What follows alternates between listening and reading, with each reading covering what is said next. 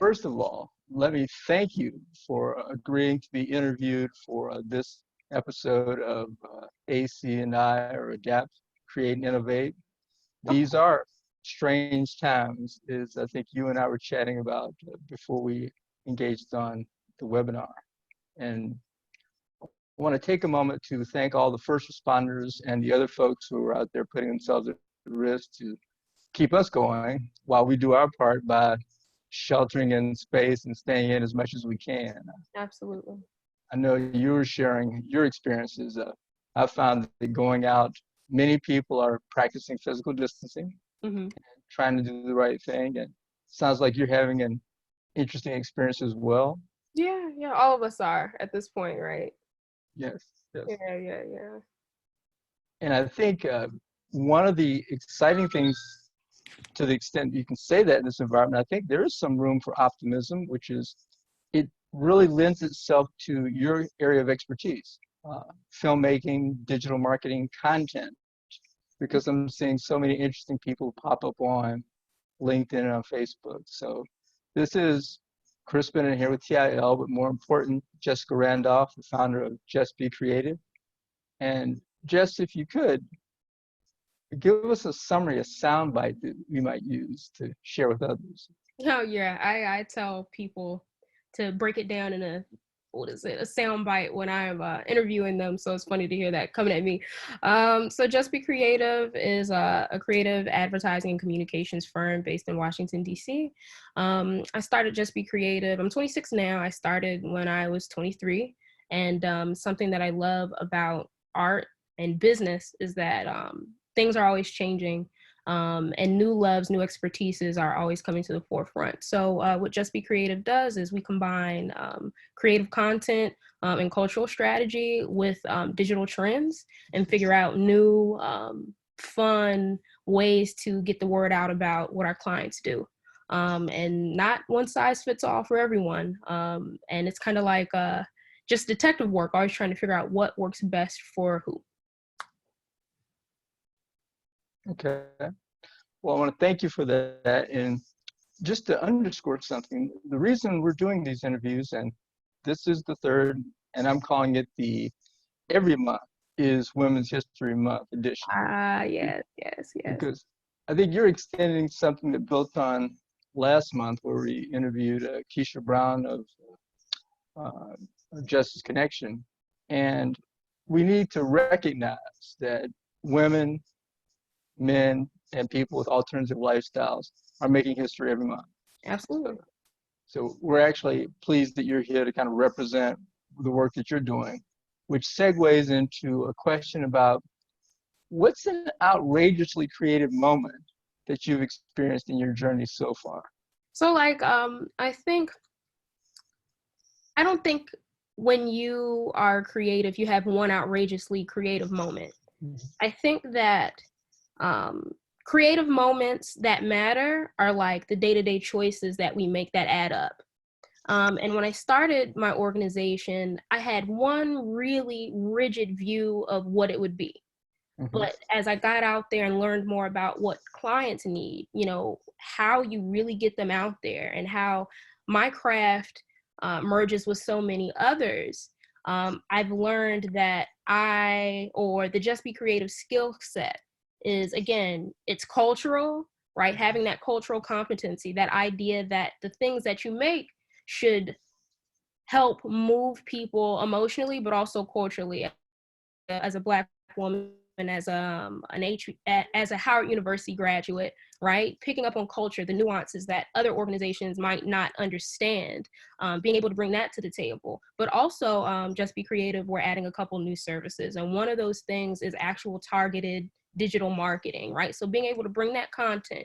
Initially, what we would do with advertising campaigns is that we would figure out ways to get the content out organically. And that process is interesting and it's difficult, right? But when you learn more about data and how data works, and when you combine that with your understanding of cultural competencies of the world, right? And when you mix that in, again, with just trying to figure out how to get the message out to people in different dynamic ways, Wow, I had people texting me asking me if the Zoom event is happening. That's cool. Sorry, everybody, if you hear the beeps, those are people texting me. But again, long story short, right? It's like the creative or the outrageously creative moment is still happening now and continuing to expand on what my service list is. I think that's an ongoing creative moment, right? It's solution oriented. Right. Well, I appreciate that. And if there's a way we can make sure that your audience either connects now or they'll get to see the recording later, let me know what we need to do. Okay. But let me take your response to that and kind of direct it a little bit. I looked at your background. I've seen you work personally, and so I've been impressed by that. And I have to say, I'm going to date myself a bit here. I had a little Spike Lee moment. I'm like, okay, I feel a little Spike Lee vibe here. You know, she's got to have it, all that stuff. But one of my it's like, favorite people at Howard used to always call me Little Spike Lee. And I always felt like, you know, when people say those things or think those things of me, sometimes I feel like there are big shoes that are being put on in front of me that I can't fill, which is so not true. But like to hear that encouragement from someone like you is just very, you know, it's helpful. So thank you. I'm going to say that, and then at the risk of having Spike potentially actually realize I exist and responding, I saw it as Spike Lee Plus, because some of the things I saw you do were digital twin, digital transformation. And I wonder if you put Spike in this environment, you gave him some of the tools and the learning that you have. Wow, what could he actually do? So clearly you're your own platform, your own person model. And tell me a little bit about who are you and how do we get Howard, politics, and all these things that you bring to the table? Okay, yeah, like who am I? You know, I think that if you're doing the life thing right, I think that's always changing and growing and evolving. But who am I? So I'm originally from Washington, D.C., but gentrification pushed me out to Hyattsville, Maryland, so that's where I currently live. I went to school for film. I thought that my big dream was to be a Black Spielberg. But then I learned more about the economy.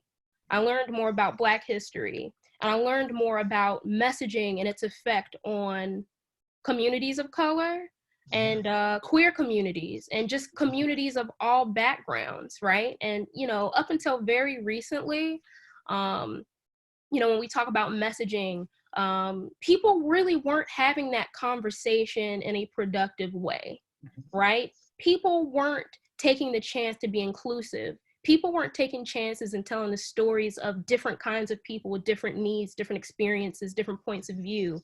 And that fascinated me. You know, so my discipline initially was filmmaking, but through directing and through those classes I took with script writing, and as I just looked at the landscape of the world, I thought to myself, maybe there's another way aside from feature filmmaking that could help me make an impact on the world doing what I love.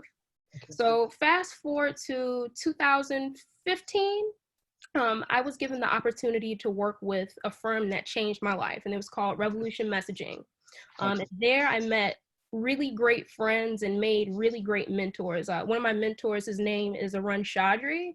He was the first videographer for the White House, the Obama administration, and I worked right under him. I had no idea that a filmmaker like him, like he went to NYU, he actually taught with Spike Lee, right? So film school all the way.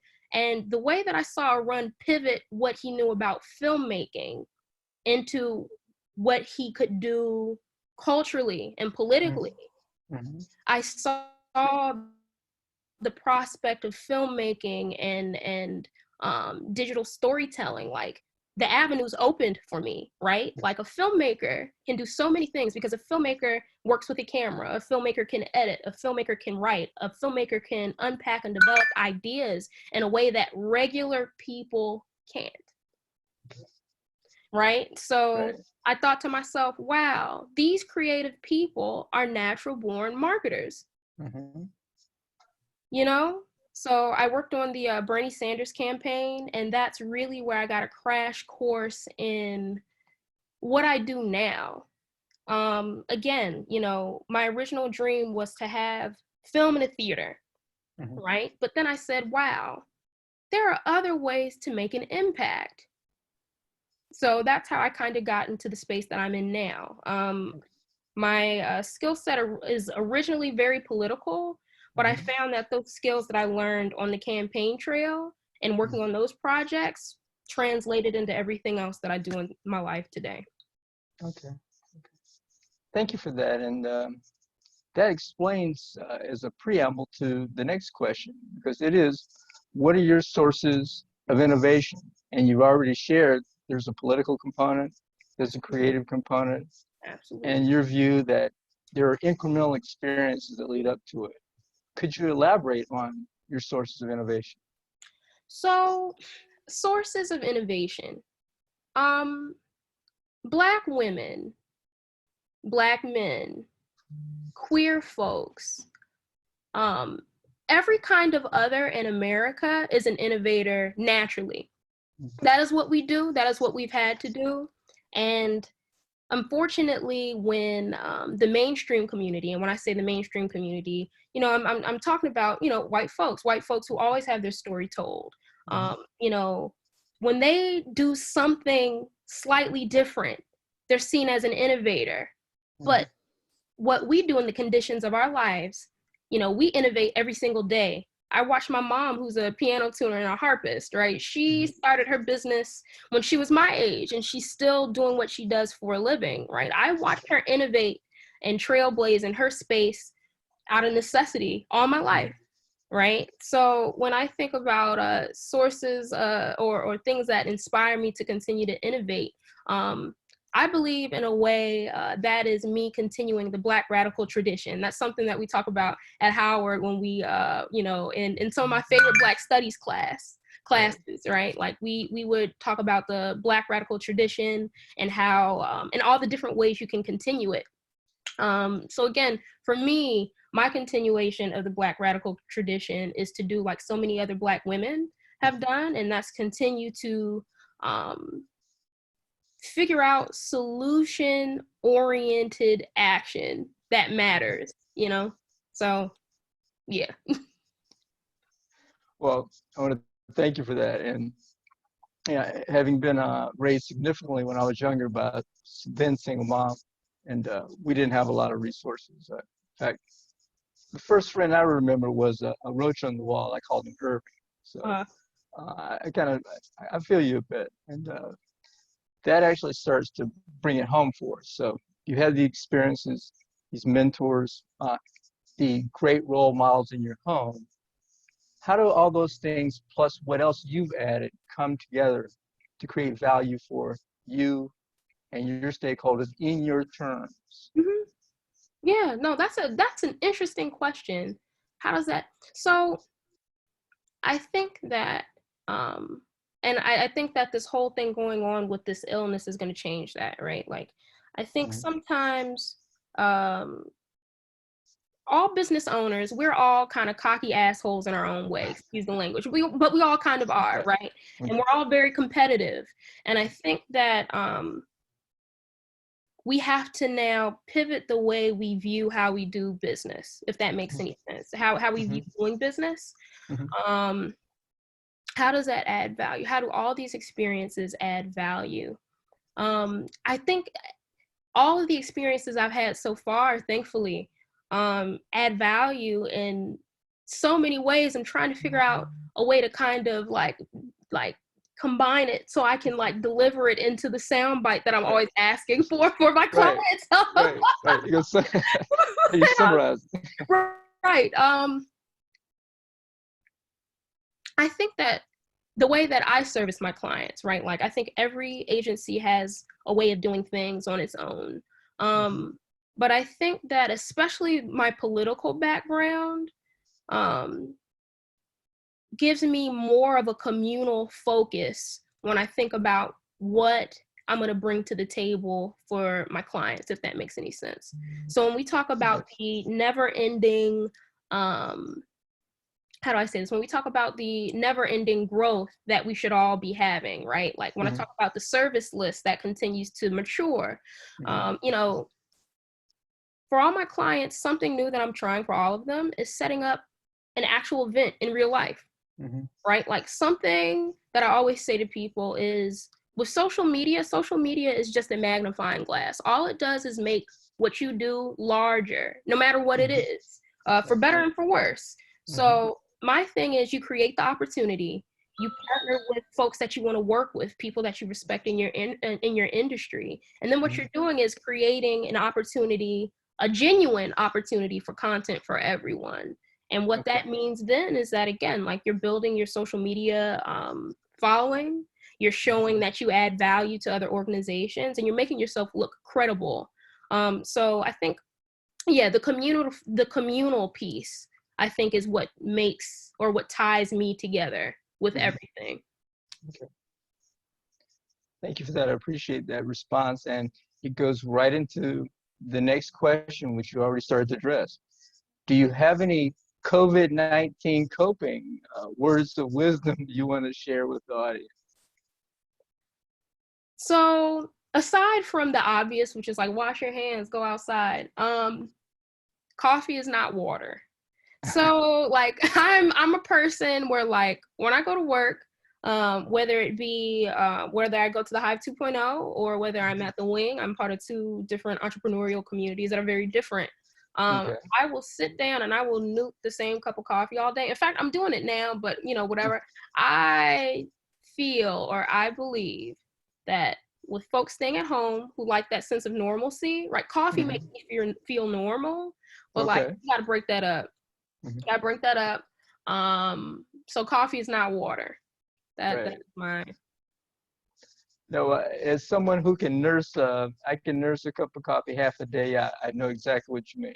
No, like you and I are similar in very creepy ways. I will drink the same cup of coffee like all day. And it's just like it's efficiency. Why waste? Waste not, want not. There it is. But so I guess. Oh, go ahead. No, please go ahead. Please proceed. Just had a quick thing. I was talking to one of my colleagues, Randy. Her name is Randy Braun, and talked about how, and I've been having this conversation with the JessBE Creative team and with other great friends like my friend Morgan Davis over at Distinctly Creative, or my good friend Cook, founder of the Creators Coalition. Check those organizations out. They're dope. Oh, and my friend Clevon at Cleve Visions, dope organizations. They're all really good friends. And something we talked about was how times like these are when businesses get their footing, contrary to popular belief. Now, unfortunately, things run in cycles. Things begin and things end, right? But in the ashes, new things come through. So I encourage you, you know, whoever watches this, this could be the moment for your business to really get its legs. You just got to get focused. I'm going to call that the Phoenix effect, which is an ode to a mythological creature, bird that would arise from the ashes and then proceed to pursue life. So with that respect, what's next for JessBE Creative in addition to the new products and services that you offer? What do you see coming down the pipe? So aside from, like, I believe JessBE Creative is going to be the first digital marketing communications creative co-op firm.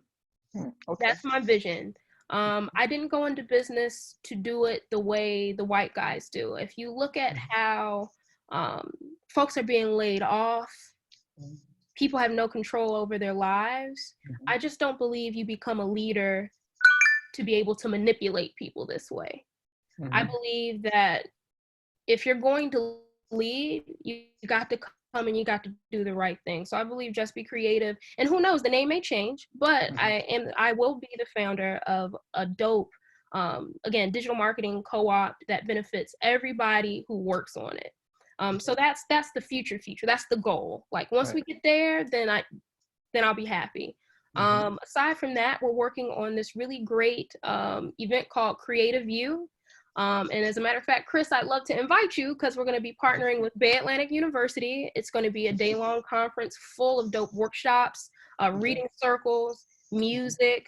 And the goal is to sprinkle some pixie dust on our entrepreneurial journeys. I believe that to be an entrepreneur, you have to be an avid reader. You have to be focused on community. And I think that events like these are going to be great ways to share that philosophy with others. Well, I will say I'm at your service, milady, to borrow a phrase from like the Three Musketeers. And that kind of leads to the next question, which actually is kind of a question with a follow-up. What are you seeing as some parting words of wisdom that you would share with the audience? But in addition to that, what do you think is the great opportunity that presents itself for entrepreneurship? And this is a little bit deeper, so it's unusual to put at the end, because entrepreneurship by definition is the creative destruction of capitalism to innovate and to do things without sufficient funding. So pick and choose, if you will, which to do first or second, but how would you respond to those two questions? Those are deep.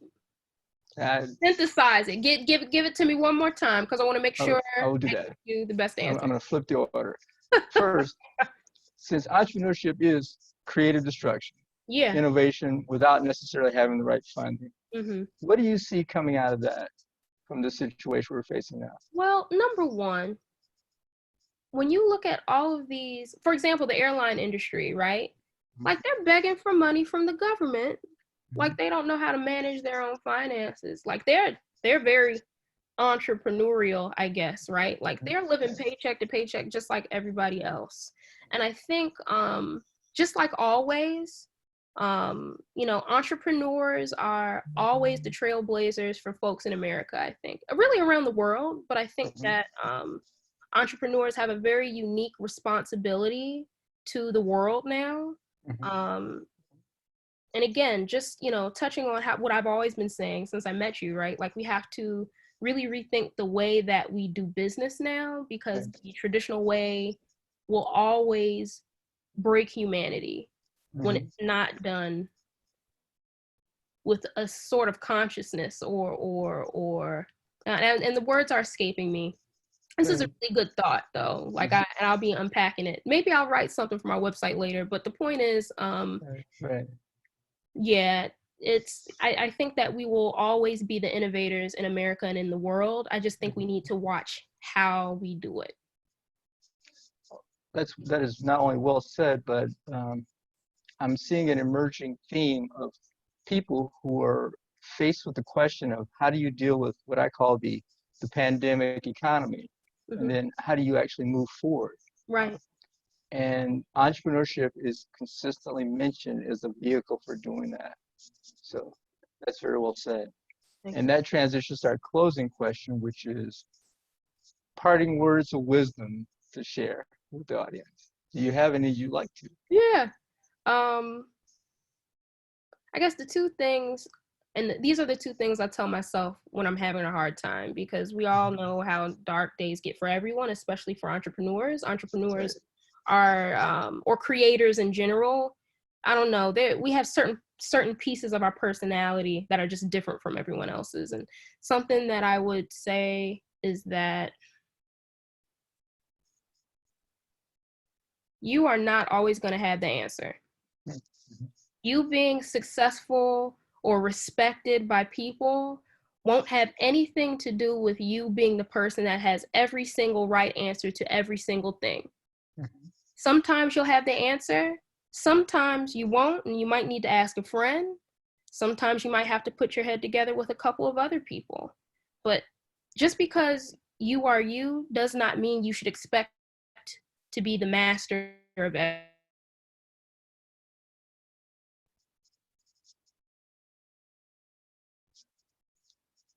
And I just got a little bit of a video freeze from that in, Jess. Industry like myself, or let's say you are, I don't know, a rocket scientist. Let's say you're an educator. Let's say you are a musician. Whatever you do, you are not always going to be the person with the answers, and you should be thankful for that. Well, those are very wise closing words of wisdom. I will say that my experience has been entrepreneurs actually may have some of the most demanding bosses in the world because it's the marketplace and whomever the customers they serve. So I want to thank you, first of all, and last of all, Jess, for joining us and providing such a, again, fascinating interview. And I will look forward to connecting with you on some of the other opportunities going forward. So thank you so much for sharing your story.